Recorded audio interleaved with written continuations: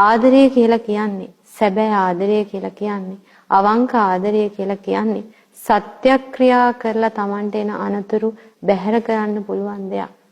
ඒ තරම් උතුම් දෙයක් තමයි ආදරය කියලා කියන්නේ. ඒතර අද මේ වර්තමානයේ ජීවත් වෙන බොහෝ දෙනෙක් මේ උත්තරීතර වූ ආදරය යම් කිසි කෙනෙක් මේ ලෝකේ ජීවත් කරවන්නා වූ ආදරය විනෝදයකට ගන්නවා. මේක මහා පාපයක්. මේක බරපතල වැරැද්දක්. මහා අකුසලයක්.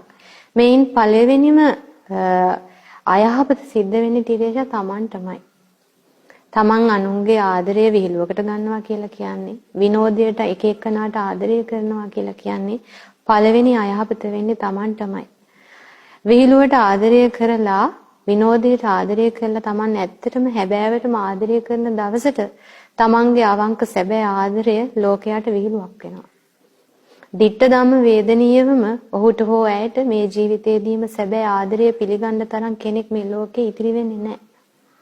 තමන්ගේ ආදරය විහිළුවකට ලක් වෙනවා. සැබෑ ආදරයට හිමිකම් කියන්න ලැබෙන්නේ නැහැ. ඒ වගේම තමයි විනෝදාස්වාදයට ආදරය කරමින් තරුණ තරුණියන් මුලා කරන අයට මේ සමාජයෙන් ලැබෙන්නේ බොහෝම පිළිකුල් හැඟීමක් තමයි සමාජය ඔවුන් කෙරෙහි දක්වන්නේ. සමාජයේ පිළිගැනීමක් නැහැ. ඔවුන් කෙරෙහි විශ්වාසයක් ඇති වෙන්නේ නැහැ සමාජය තුළ. ගෞරවයක් ඇති වෙන්නේ නැහැ. ඔවුන් සමාජයෙන් කොන් වෙනවා, විහිළුවට ලක් වෙනවා, හැල්ලුවට ලක් වෙනවා. ඒකත් මේ විනෝදාස්වාදයට ආදරය කිරීමේ තවත් එක්තරා දුර්විපාකයක්. ඒ වගේම තමයි මේ විදිහට විනෝදයට ආදරය කරන අය අනිත් අයගේ වෛරයට, ක්‍රෝධයට බඳුන් වෙනවා. දැන් තමන්ව කවුරුත් කැමති නෑනේ තිරේෂා. තමන්ගේ අවංක ආදරය විහිළුවට අරගෙන කාලයක් ගිහිල්ලා තමන්ව අතහරිනවට කිසිම තරුණියක් කිසිම තරුණයෙක් කැමති නැහැ. යම් දවසක මේ විදිහට තමන්ගේ ආදරය විහිළුවට ලක් කරලා තමන්ව බැහැර කරපු දාට ඔහු ඇය තමන්ට ආදරය කරපු කෙනාට ඒ ආදරය කරපු හිතෙන්ම වෛර කරනවා. ක්‍රෝධ කරනවා. සසරේ වෛරක්කාරයන් හැටියට වෛර බැඳගෙන පසුපස්සෙන් යනවා. බොහෝ ආදීනව තියෙනවා. ඒ විතරක් නෙමෙයි පින්වත්නි, ඒ විදිහට අපි තව කෙනෙකුගේ ආදරය සෙල්ලමකට ගත්තොත් Tamanට විතරක් නෙමෙයි ඒකෙන් අයහපත වෙන්නේ. Tamanගේ දෙමව්පියෝ, Tamanගේ පවුලේ ඥාති හිත මිතුරන් මේ හැමදෙනාම අවමානයට ලක් වෙනවා. ඔබේ දුව, ඔබේ පුතා මෙන්න මේ වගේ කෙනෙක්, සල්ලාල ජීවිතයක් ගත කරන කෙනෙක් කියන ඒ දෙමව්පියන්ට මහා දුකක් ඒ දරුවන් නිසා විඳින්න සිද්ධ වෙනවා.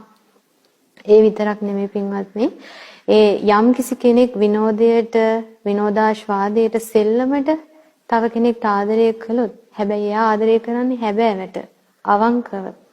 Taman විහිළුවට ආදරය කරාට එයා ඇත්තටම ආදරය කරන්නේ.